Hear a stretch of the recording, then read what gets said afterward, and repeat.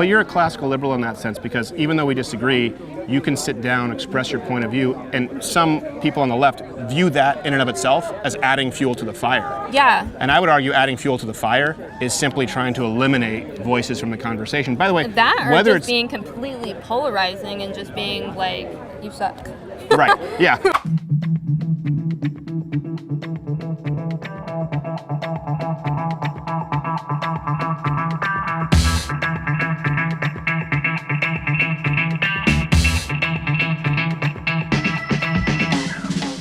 Time for this holiday installment of Change My Mind, where we rationalize our positions on seemingly controversial topics. Now, today's subject is an oldie, but I would argue a goodie, in There Are Only Two Genders. Now, I should note I first covered this topic on Change My Mind all the way back in 2017, but the discussion around gender in the United States and globally certainly has undergone a major transition, no pun kind of intended. We went from the argument back then of gender being socially constructed and existing outside of a binary to now arguing that there are limitless genders and biological terms for sex being used interchangeably with those of gender. She is now the first female and openly transgender 4-star officer with the U.S. Public Health Service Commissioned Corps. A transgender female inmate has been moved to a men's prison after impregnating 2 other biological female inmates. After studying Leah Thomas's times from male to female, he says statistically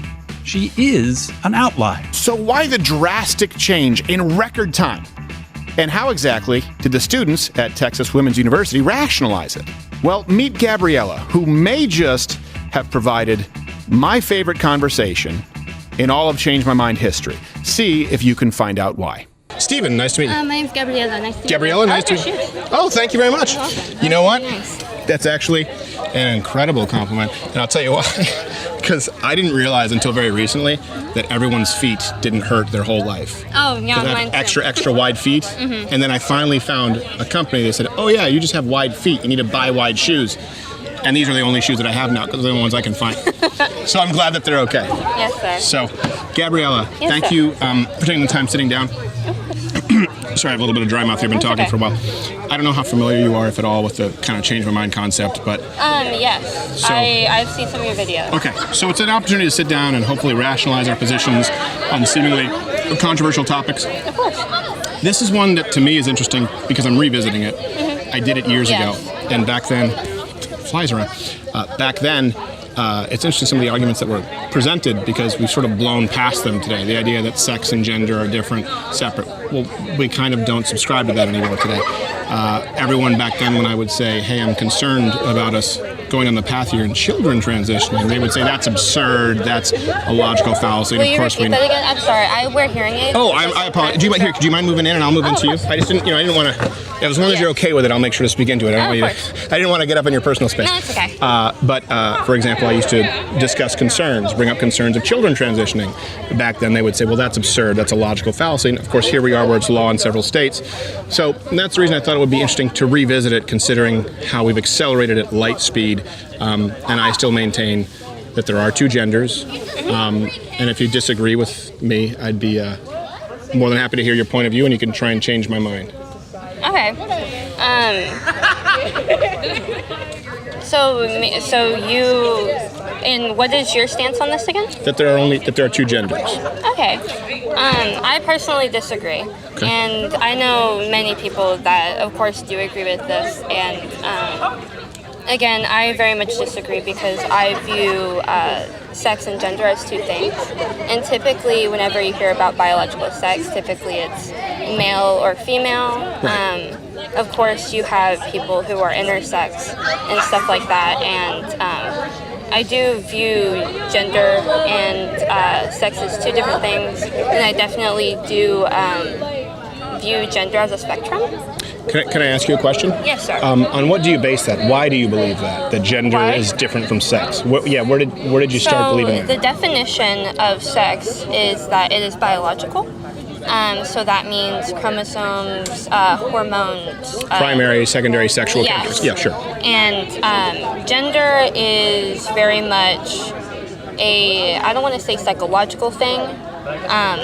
because that's not really correct.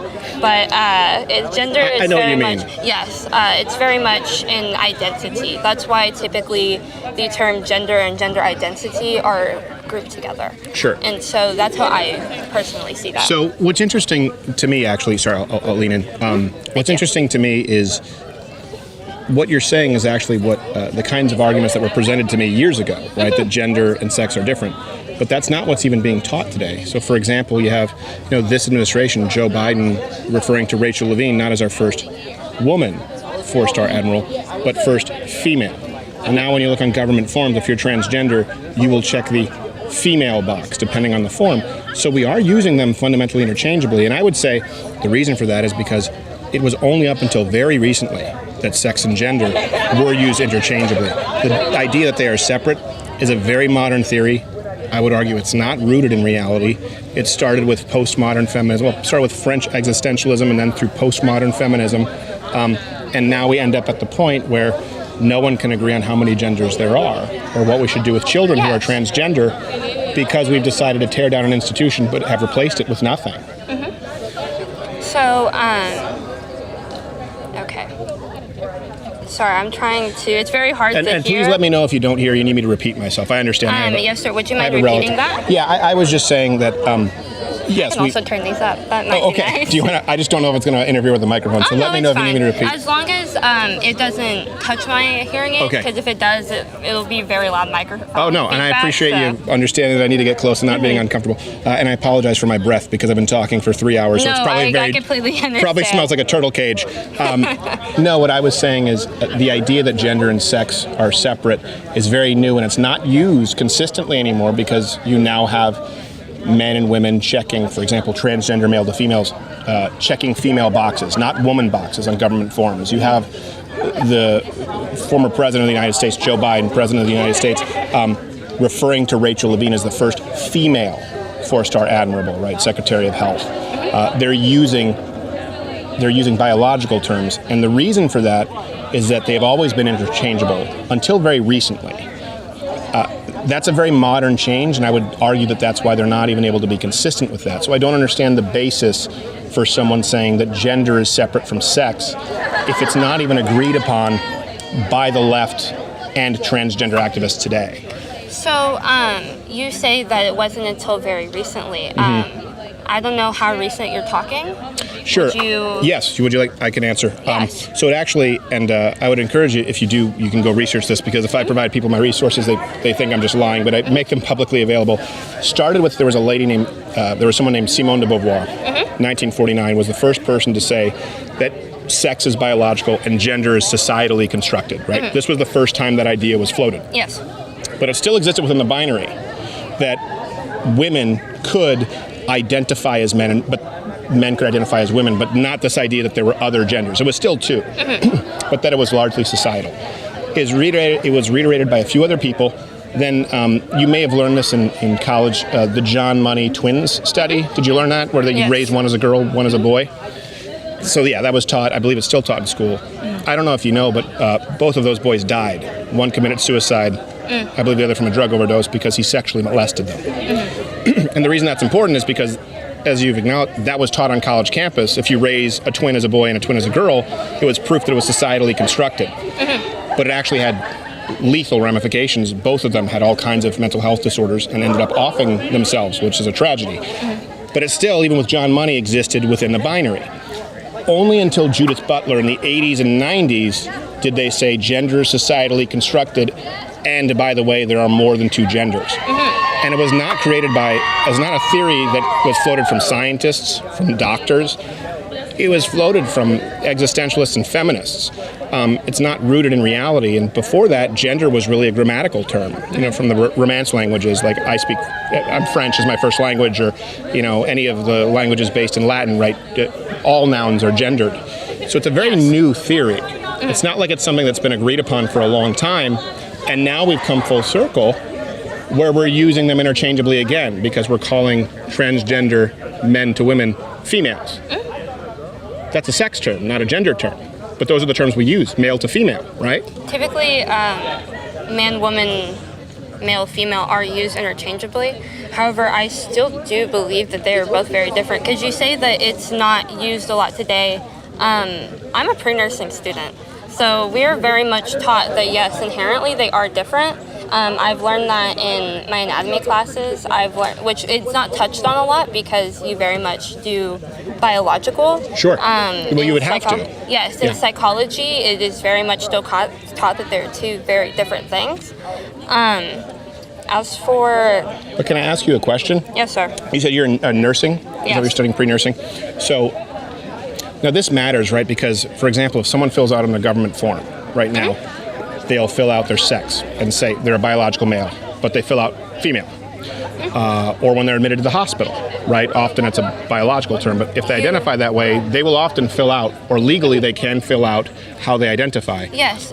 Very different metrics, right? As a nurse, as a doctor, you need to know what you're dealing with. Absolutely. And yes, like you said, on documents now, you can legally do the gender that you identify with, which amazing, great step forward for that. But those people do have to make sure that they're like, hey, biologically, this is what I was assigned to at birth, and you treat them using those metrics. However, that doesn't mean that you don't treat them with respect or treat them any less than how they identify. In some instances, it's illegal to ask the follow-up question, right? It's discrimination. What do you mean against a follow-up question? In other words, if someone comes in who's biologically a male but identifies as female, if you follow up and say, well, were you born a male? You're actually not allowed to ask that question, depending where you are. In certain countries, that's actually considered discrimination because they identify. Well, even in certain areas, there have been lawsuits in the United States that are right now going up to the Supreme Court. And I think that matters. For example, we now hear men can get pregnant. You know, as a nursing student, it's not true. Men cannot get pregnant. Again, it's very different because if you view men only from a biological standpoint and not just how they identify, then sure, biologically males cannot be, but if you identify as a male, but you have female reproductive organs, then yes, you can't get pregnant. But if they go into your hospital, and this happened, let's say you're a nurse, they go into your hospital, right? And they identify as a woman even though they're a man, and they take a pregnancy test. Well, if a woman tests positive, that could mean she's pregnant. If a man tests positive, largely means he has testicular cancer. Yes. Right? But they don't tell you that they were born a male or a female. This is something that we are facing in our medical establishments right now. That's why Johns Hopkins said we won't perform the sexual reassignment surgery. You just saw this from the NHS in the UK. They have a problem with it. They've removed language from their website because they're finding that there are serious health consequences that come along with this. And I would say, I think I understand where you're coming from. I think you're an empathetic person. And I would say this, I am coming from a place of empathy. I don't hate anyone who's transgender. I do see an astronomical suicide rate, both pre and post-op. Absolutely. And I see that as an issue that is not solved through transition. However, I don't think that is necessarily it is a transgender issue because transgender youth are 4 times more likely to commit suicide than the cisgender youth, and that's a very big problem. And sorry, it is so loud. No, that's okay. I know. And hey guys, sorry. Do you want me to... She has hearing aids. She has hearing aids, and it kind of sets them off. Could you just... That's why I have to lean in. It causes them to buzz. Okay, that's fine. Thanks. Is that okay that I asked them that? Yeah, I'm sorry. I have a relative as a hearing, and I know it can just be painful. I'm sorry. No, it's fine. I don't mind. It's just I am all over the place. No, I understand. So as a okay, that's okay. Yeah, sorry. I just wasn't expecting to be experiencing I know. that. That's because you're an adult. Yeah, I was not expecting to be like, oh, she wears hearing aids. I didn't know that we were still doing that in the 21st century, but it's okay. Was it because you said it was hurting you with the hearing aids? I'm sorry you're upset that I... No, I don't mean you. I just mean like other people being like, oh, well, she wears hearing aids. I'm just like, I do. No, I was just asking them to stop yelling. Yeah, I know. Yeah. I know. I'm just listening to what they're saying because I can hear them with my hearing aids. Oh, you can hear them? Yeah. Is that one of those where you can hear further away, but up close is distorted? So, it's just understanding. So, like, your voice is a little bit lower, and I have a hard time understanding lower voices. Oh, okay. So, yes, sir. I can make it higher. When I get very worked up, it goes up high like this, if that helps. But I try and keep it calm. So yes, I completely understand. I think this should just be a very calm conversation. Yes, historically, transgender youth, especially in some instances performed by things such as like the Trevor Project, it's seen that transgender youth are 4 times more likely to commit suicide than their cisgender counterparts. And that goes even higher with people of color, especially Native American / Indigenous people. And while that is there, I don't think that is they're committing suicide, because I may be 100% misinterpreting what you were saying, how you meant that whenever you said it, but it came off as though you meant that in a way of like they're committing suicide because they're transitioning. Yeah, well, in the sense of like they're almost being forced to transition. No. That's not. Let me clarify what I meant. Okay. Because I've sit down with a lot of people today, and the argument is consistently, well, it's because of the mistreatment. But and actually, the studies that I've seen are much higher than even 4 times. 4 times is bad enough, right? It's tragic. But actually, there have been studies, Swedish studies, that show it's 19 times, 18 to 19 times more likely. But the number is the same both pre and post-op. And here's my issue, and I tried to discuss this earlier. American slaves, I think we would both agree, were mistreated, right? Yes. They didn't have They didn't have the same attempted suicide rate. Jews in the Holocaust didn't have a 4-time suicide rate, not even close. Americans pre-civil rights, what I'm saying is people who have been discriminated against and truly, I think we would both agree, abused and mistreated. Even if you go to gays, for example, in the United States in the 80s during the HIV epidemic, right, where they were very stigmatized, they didn't have anywhere near this attempted suicide rate, and it exists both pre and post-op. And the reason that I bring it up is because I think that I think you're a kind person. I think you're obviously a respectful person, but limited time I've had with you. I think it's misframed, for example, where people think if I say the solution is not transitioning or changing the entire societal structure to limitless genders, it's not because my heart doesn't break for these people. It's because it doesn't work. It's not because of societal mistreatment, and transitioning doesn't make it any better. It may make it worse. Okay, it's a very interesting viewpoint to have. Again, I don't necessarily agree with it, and I say this as because I'm a queer person, and I grew up in Bible Belt, Texas. I grew up in South Texas. I grew up with very conservative family members, very religious people, and so I've experienced a lot of mistreatment, and so I completely understand. I can see that aspect of it because I have that viewpoint. Right. Whereas people perhaps like you may not, and that was very polarizing. I apologize for that. No. I understand, and actually, but people from your viewpoint perhaps may not be able to see it, but I do know a lot of queer people do have a lot more of those issues, not necessarily, but it was because how they were treated, which is why, again, I don't necessarily agree that it is because it is of transitioning. Well, what I'm saying is, for example, and I would like to go back to the term queer, where you can probably educate me, because it means different things to different people, and honestly, I feel sometimes that I don't get a handle on it. Oh, absolutely. Because I've had 2 queer people sit down and they both argued about what it meant, and I'm like, I'm just going to step out of this one. But I will say this, I was raised, I am a Christian, more conservative, but I was raised in socialist Quebec, in public schools, where, and also I was dual citizen, but I was raised from 3 to 18 in Canada. And I will tell you this, we actually have something called the Ligue des Langues, meaning the language police, and where they would actually enforce. I was forced, for example, to go to all French schools until the 3rd grade, where they thought I was learning disabled. And I speak French, but it's hard for me to learn math and history in French. Oh yeah. I have suffered from clinical depression in my life to a very severe degree. So I can relate to it. And I have, again, because I was very much a fish out of water, I can relate to it in a way that might surprise people, even though I'm a white male. I was an English-speaking, half-American, conservative male in a socialist, liberal province that forced me into French schools.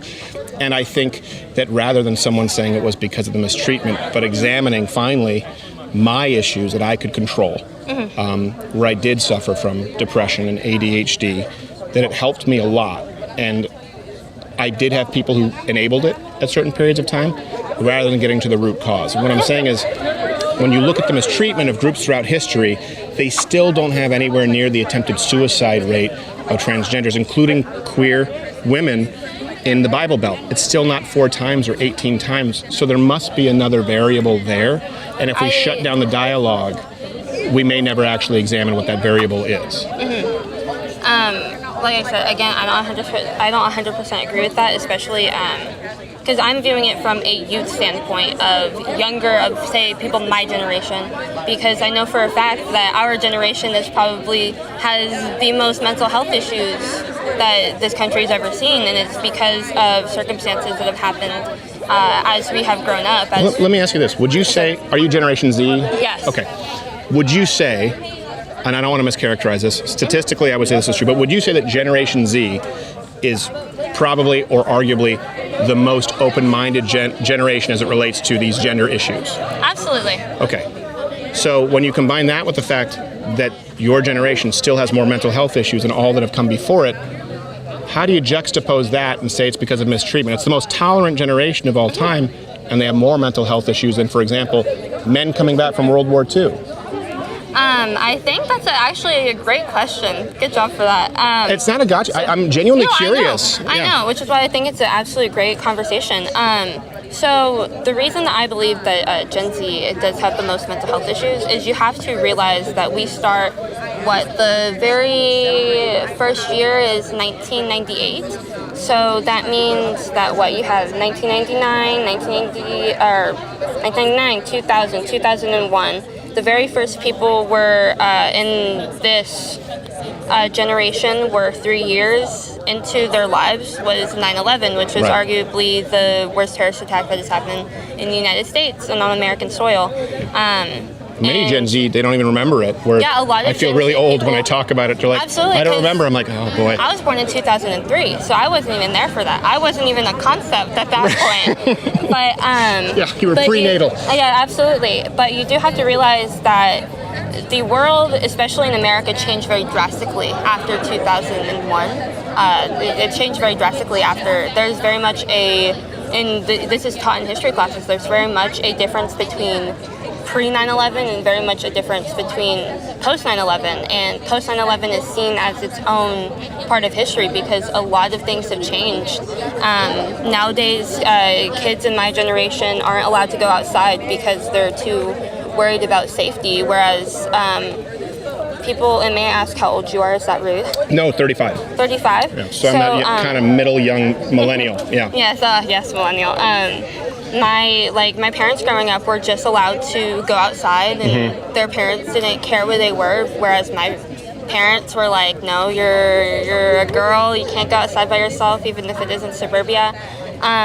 We have to deal with a lot of, because the world is very much changing, and in a lot of places it's changed for the worse, and especially since we have a lot of media that typically just pummels you with all these bad things that are happening in the world, that very much changes a generation. And if you are constantly seeing that and you are constantly exposed to life-changing things, dead bodies, wars, terrorist attacks, it very much changes your perception on life. And it's very easy for people in my generation to feel hopeless because of that, not because we're open-minded. I believe that our generation is so open-minded because we see all the bad things happening in the world. Because we're like, oh, we can at least be compassionate for one another. That's the very least we can do in order to make ourselves happy. I will say this. I've changed my mind on issues in the past. I don't think you've changed my mind on this issue, but but what you have done is present a compelling argument that I think should be included. I've discussed this in the past that we certainly do have. Let me put it this way. I don't think that this Generation Z has it harder than 16-year-olds on the beaches of Normandy. No, of course. But I understand why you believe that. I believe they had a sense of purpose, right? That they were fighting an evil Nazi regime. Whereas I do think your point is well taken. When you combine this constant flow of information and yes, negativity with what I do think is, considering that it's kind of, like you said, post 9/11, post-war in the global sense generation, a lack of purpose. That it's a chronic stressor rather than an acute one. Yes, because and I can see how that could be damaging. You have to remember that a lot of those boys that were set off in the war also, a lot of them typically lied. on their things to go off to war because that was something they needed for their families and stuff like that. So some of them wanted to go to war. And they felt a sense of purpose. They wanted to serve their country. At what cost? But they ended up doing that, yes. So yes, it's very much a chronic stressor of constant things. Like you have to, we have Ukraine and Russia. And we're seeing that all over. We've lived through that. We've all lived through a global pandemic, but I was in high school whenever that happened. And I was supposed to be graduating, and we had to wear masks. We had to social distance from each other, and it was very hard to have that social thing, as it was for everyone in the world. We've had that. We've had all sorts of things that have happened within our lifetime that are these big global events, which is why I don't think being open-minded is inhibiting us at all. No, and I wasn't saying, because you're two kind of separate issues. I think we both agree there are more mental health issues with this generation than previous generations. But what I am saying is that this generation, for example, the transgender suicide statistics, don't really change generationally. So you would think that transgenders from, let's say, millennials or from Gen X, you would think that the rates would be higher there. They're every bit as high with Gen Z. So I'm saying, separate from the suicide and mental health issues at large, the treatment of them is certainly what people would consider more tolerant with Gen Z, but the metrics haven't improved. And so I would say, well, okay, maybe we need to look to another variable. There is no demographic that has that same attempted suicide rate. Well, there's only one. And it's paranoid schizophrenics. It's the only place that has over 40% attempted suicide rate, which is approximate with transgender individuals. Which brings me kind of to another point. I really do think that's a thoughtful point that you made, and I actually would like to go do more research and actually look at the before and after 9/11 mental health issues. I think it's an interesting study. But my question would now bring to, if we say, first off, can I ask you a question?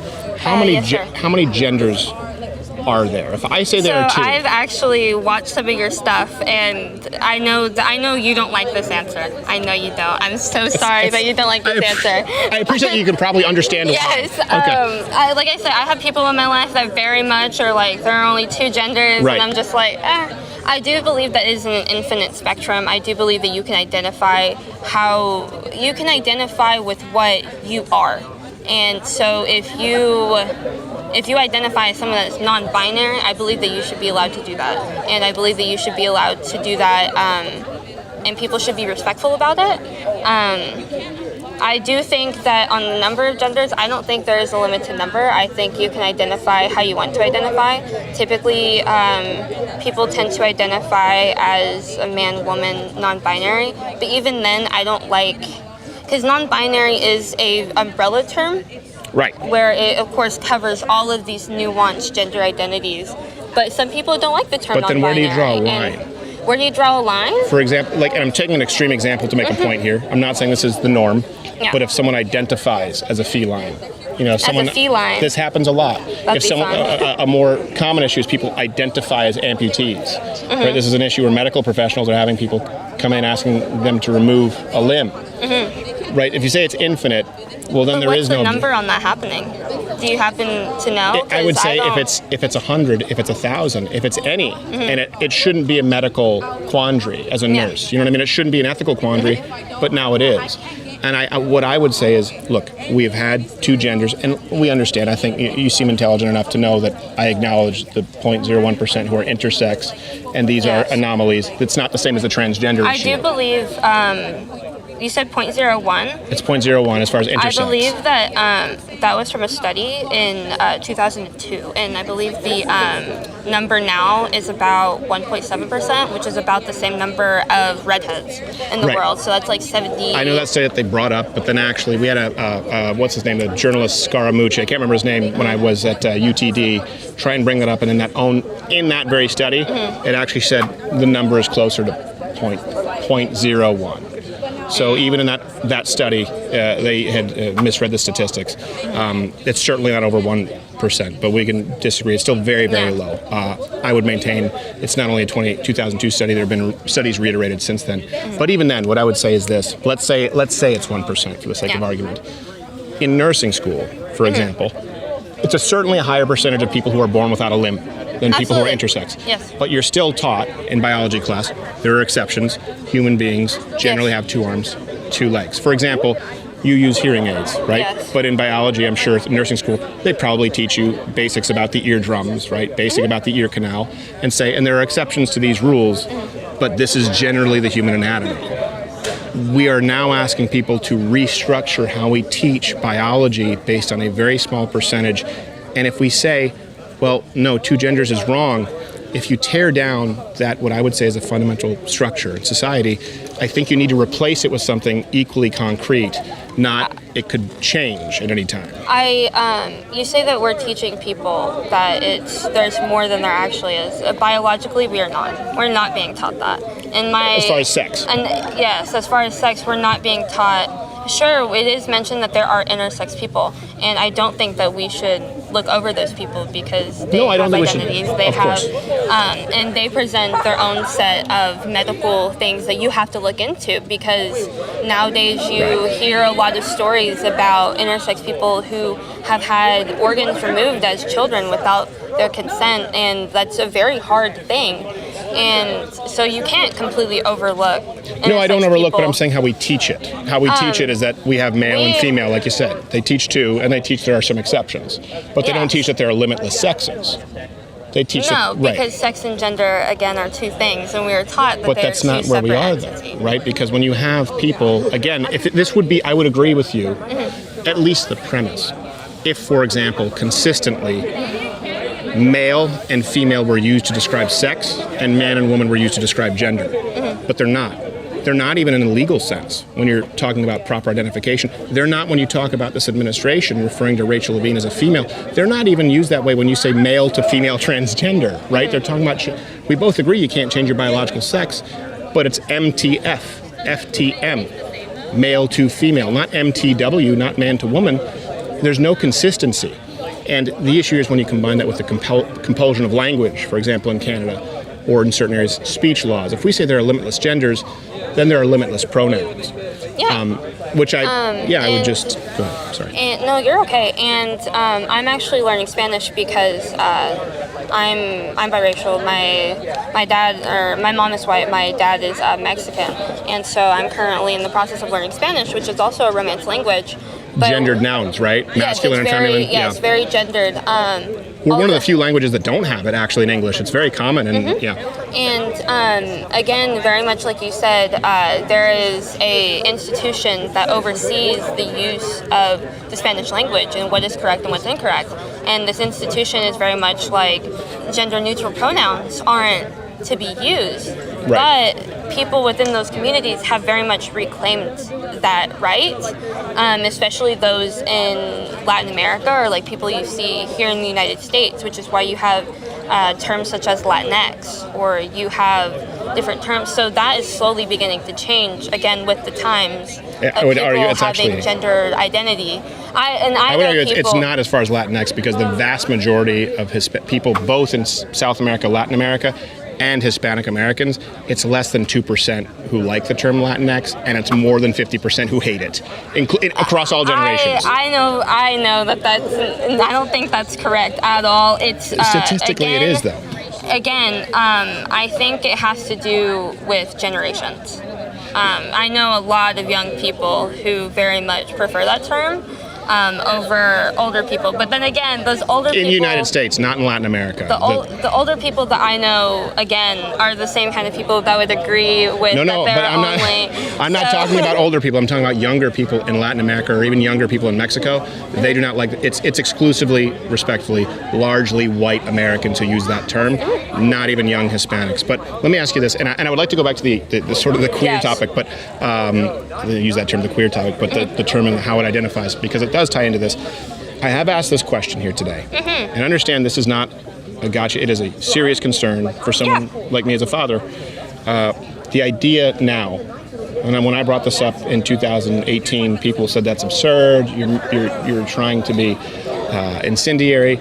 The idea of transitioning or puberty blockers for children. You're a nurse as well. You're going to be a nurse. Yes. Apologies. Can we find common ground here? I've spoken with some people today. One person who is pro-LGBT agreed with me. One person did not and believed that children should be allowed to make those decisions to transition. if we can't find common ground that children are in no position to make permanent decisions regarding their biological makeup and blocking puberty or undergoing gender reassignment surgery, as civil as this discourse has been, I don't think there's any hope to find common ground. Where do you line up on children transition? I personally, just because I think that's completely different from what is being advertised right here. Well, no, let me explain to you why it's not. I think it's a very nuanced topic. I believe that it should be up to the child and the parents, up to doctors, I don't think it should be made illegal, because that just, there are very, how do I phrase this? Sorry, I'm trying to get I will say, I completely believe it should be illegal for the same reason that 10-year-olds can't consent to sex. Okay. If a child can't consent to sex, why can they consent to a sexual reassignment surgery that will affect their sex life forever? Okay. I don't know why we would leave that decision to a child. Children are not capable. Their brains are not developed and capable of making a permanent life-altering decision like that and understanding the consequences. Could we not agree at waiting until they're 18 to make that decision rather than rushing them along as children? I do think that, so again, you use puberty blockers, which is typically used for children, yes. I'm not sure that the rates of gender reassignment surgery in trans children is very high, for the fact that most doctors are not going to want to do that, as it is seen that most doctors aren't wanting to do gender reassignment surgeries, as you mentioned earlier with John Hopkins saying, I don't know about that. So that rate is not that high. Well, it's not high yet, right? That's the reverse nirvana thought. Well, since it hasn't happened yet, but if we open it up, for example, there are lawsuits against Johns Hopkins right now. Right, just because we haven't done it yet, it's because there have been archaic fossils like me who say, well, we can't allow children to transition. If we allow it, you're going to have a much, much higher number, right? We do have to make a decision. Well, I mean, if you use it, that argument is kind of if we don't let people if we let people do this, the numbers are going to get higher. Typically, in a lot of things, that's not how it absolutely ends does. up seeing. With children, it does. Let me give you, and this is something that is, and this is something that is important. Again, with children, for example, children who identify as transgender, if you do nothing, if you don't intervene, the lowest number you will find from a larger study is about 85%. There are numbers as high as 97% of them grow out of it completely. They were a tomboy, some of them were gay, right? They weren't transgender. The moment you intervene and you administer puberty blockers or hormone replacement therapy, the number goes down to 0.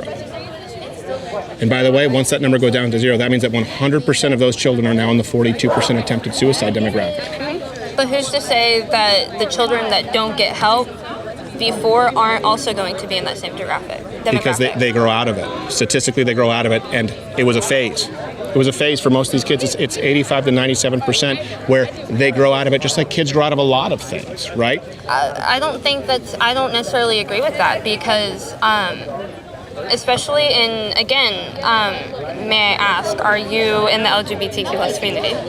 No, I am not LGBTQ, but I'm talking about the fact is most of these children, some of them do say, you know what, it turns out I have a friend actually on the show, said, I thought I was trans, turns out I was just a gay man. So some of those 90-something% end up being gay or lesbian, but they all grow out of claiming to be transgender, the vast majority.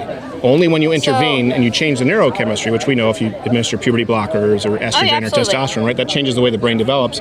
Now you've actually changed their course. They grow out of it and no longer identify as trans if there's no intervention when they are children.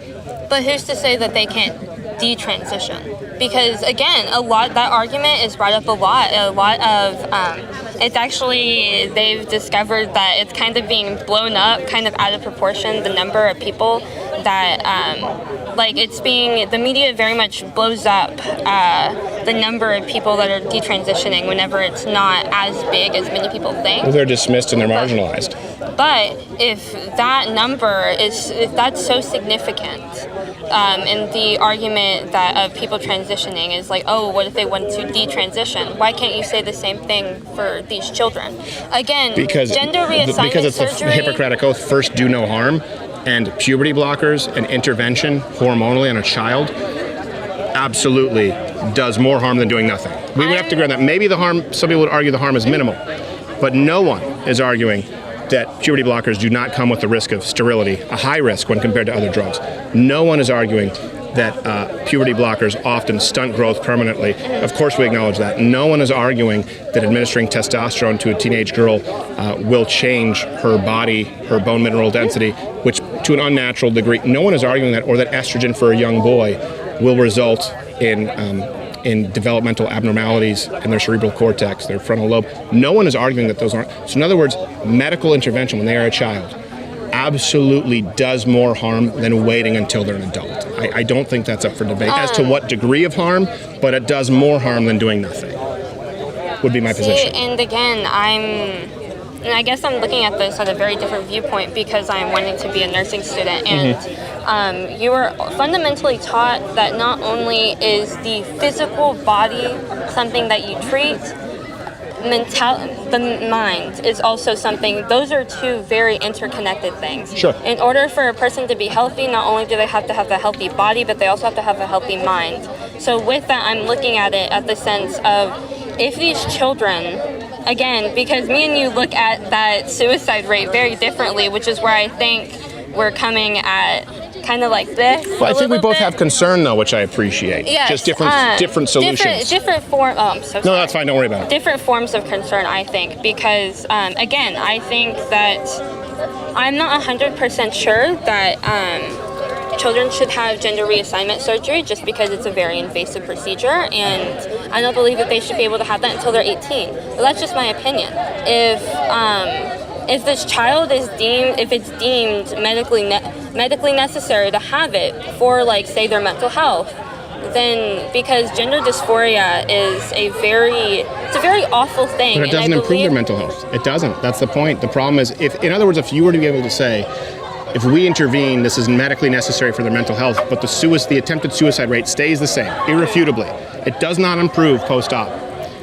You've now performed, by what you've described, and I agree with you, a very medically invasive, whether it's surgery or puberty blockers, and you've not improved the mental health. As a matter of fact, you could make it worse once that child grows up and realize, oh my God, I would have grown out of it, but they never were given the chance to. I think and with again, this, you can medically detransition, which is not everybody can with puberty blockers. It's not true. They're puberty blockers. They come with some ramifications that can be permanent for many people.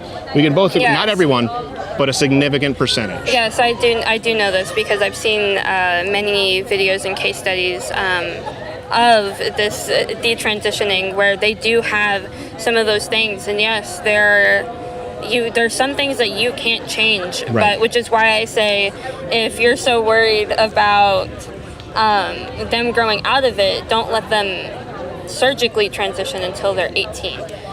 Again, but that I think should be up to the discretion. Some of them do not revert back to a normal puberty phase, a good portion of them. Mm-hmm. The idea that, in other words, we say, well, if you use puberty blockers, it's reversible.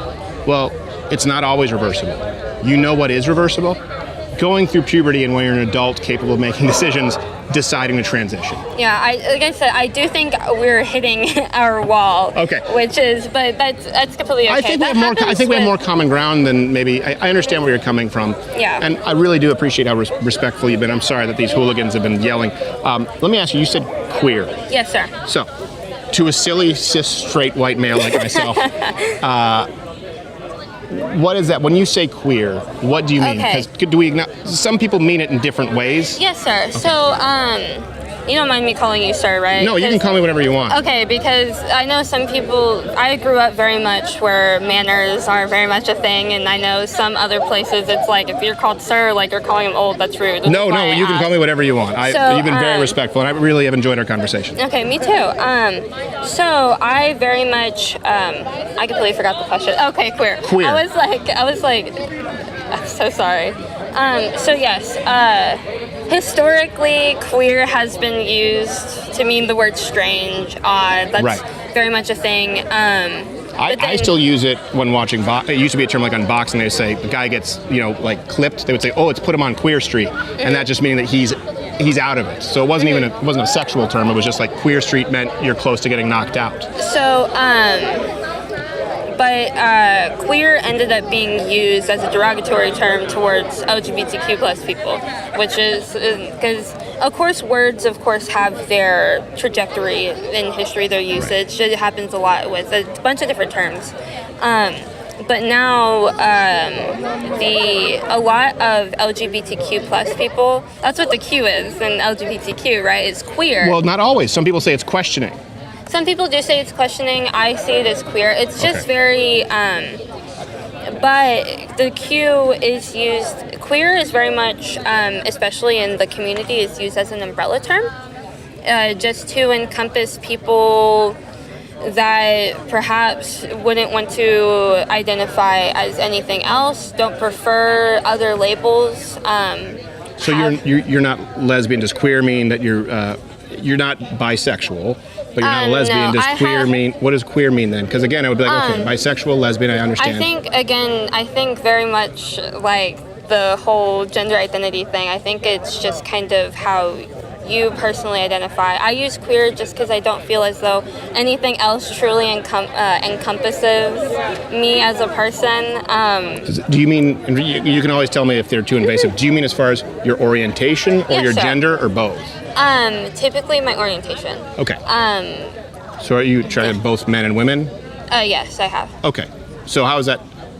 So again, it would seem to me that would fit under bisexual. I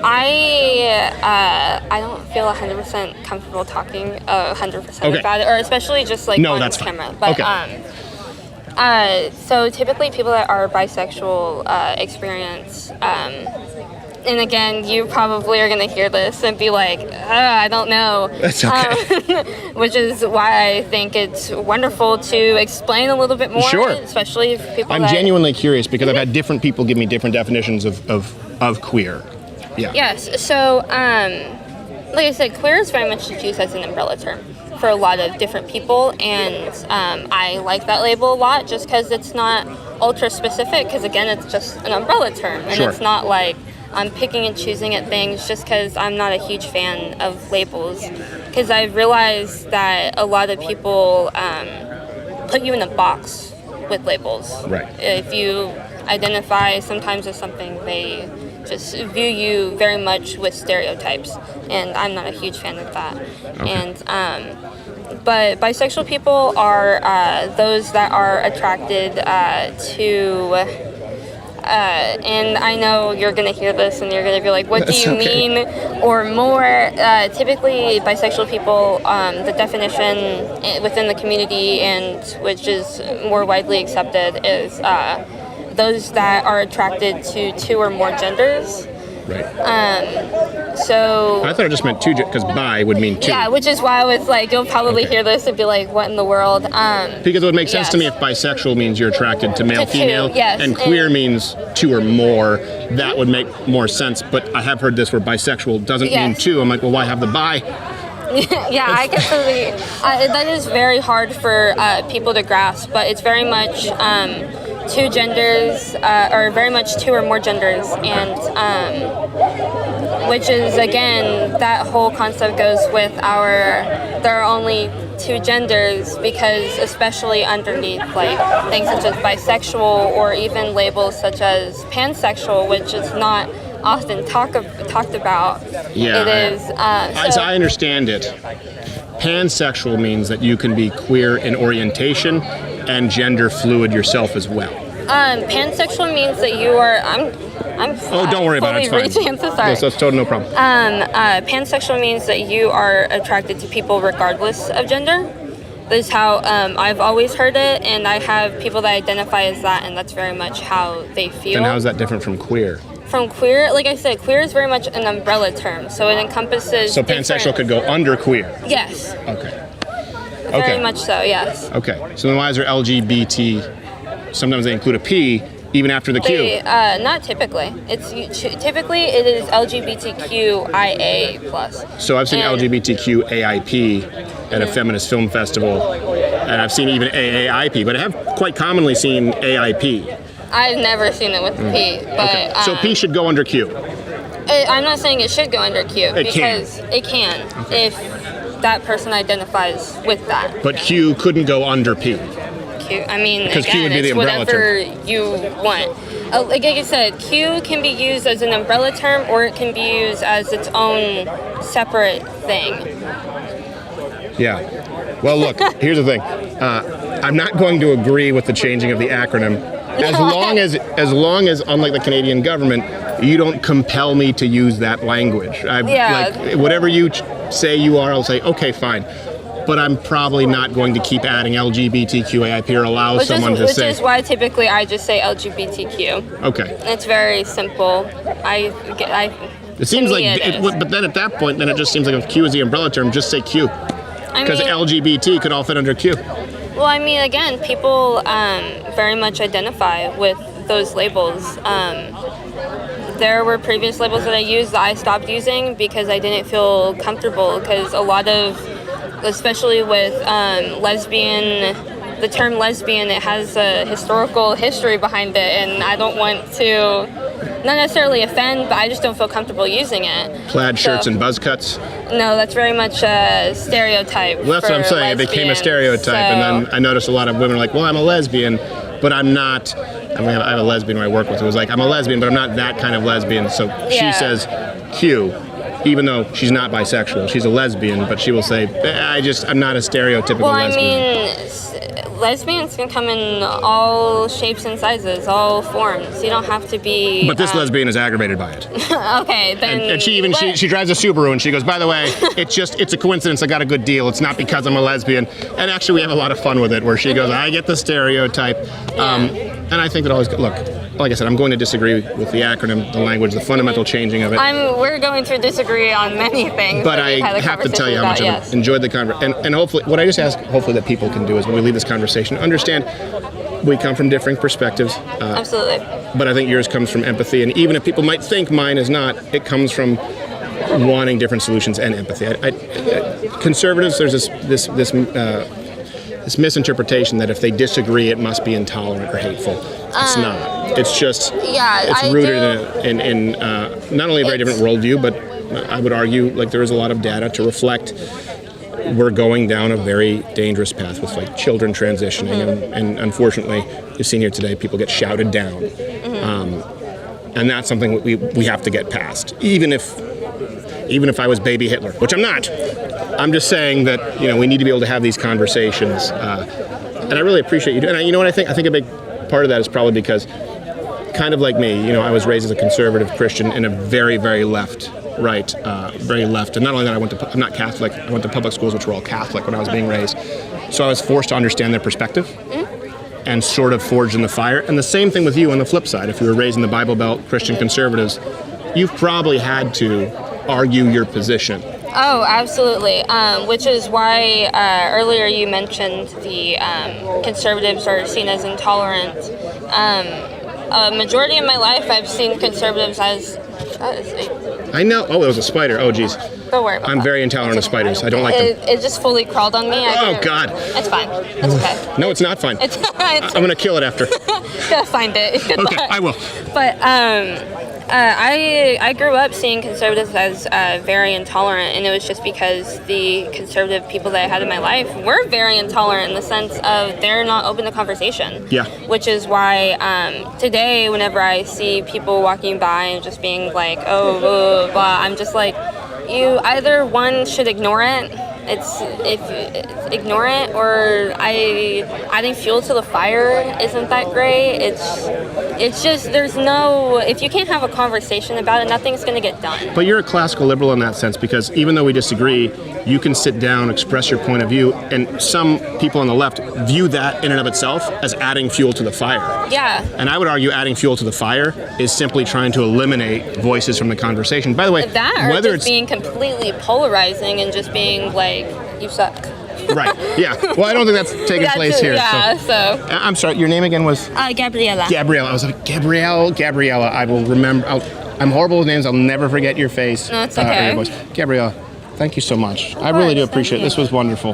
Thank you. I wish that all my conversations could be like this, but unfortunately they're not. Yeah, and again, we don't 100% agree on everything, but it's cool to have conversations. No, yeah, and I would defend your right to say anything you have to say to the death, regardless of how much I disagree with it. So thank you, Gabriella. And I know this has been a long time. Do you have big Halloween plans? I'm gonna go to my room. My roommate left for the day. I think I had to take care of her dog. Don't watch Barbarian. Barbarian? My dad was talking about it. He said it sucks. Gross. Is it? If you're going to watch it, I don't want to spoil it for you. I don't know. I don't It's know. It's really gross. It's like gory? No. Gross. Like, okay. This happens early in the film. Okay, you can go ahead and tell me. It'll be fine. The worst thing is, so it's this woman who's she's like a victim of a guy who would lock up, had inbred in the basement and had a bunch of children, and she's obsessed with locking people and trying to make them her, so she forcefully breastfeeds them, and she's inbred. Picture the Hills Have Eyes, and she has this stringy black hair, and I was eating ramen. Oh. And there was a stringy black boob hair, No, and I was like, ah! So I feel the need to warn everyone if they're gonna see it. No, it's really gross. It's okay. I love horror movies, so I've watched like most of the Saws. I can only sit through like 3 before I'm like, I gotta. Yeah, no, it's not a bad movie, but I just warn you. I just saw the trailer. I had no idea what I was in for. So I figured Halloween, if you're going up to your room, you might have that on the docket. Just be warned, don't eat ramen. I probably wasn't going to watch a movie. I might eat ramen. I don't know after. Don't watch it while eating ramen. Yes, sir. All right, thank you so much, Gabrielle. Thank you very much. Of course. I appreciate it. You too. Hey, look at that. Even Joe Lewis is happy. Or is that just because you stole a whole pie from the studio? He did do that. Look, Gabriella and I agree on pretty much nothing. And we were able to have a productive civil conversation. One of my favorite conversations ever. Let me know which future installments you'd like to see and change. He's pushing me off my chair. Okay, thank you.